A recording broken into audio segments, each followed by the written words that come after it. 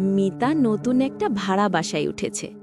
প্রথম রাতেই খেয়াল করল ঘরের কোণের আয়নাটা সব সময় একটু কুয়াশা ধরা থাকে। ভাবল হয়তো পুরনো আয়না। রাতে 2টার দিকে হঠাৎ তার ঘুম ভেঙে যায় কারো ফিসফিস শব্দে।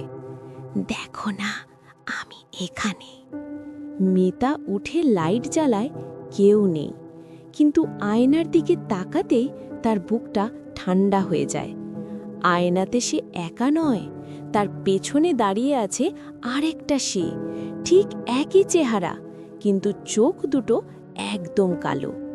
মিতা ঘুরে দাঁড়ায়, পেছনে কেউ নেই।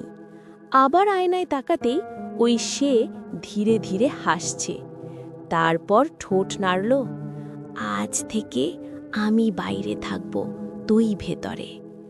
হঠাৎ আয়নাটা নিজে থেকেই ফেটে গেল।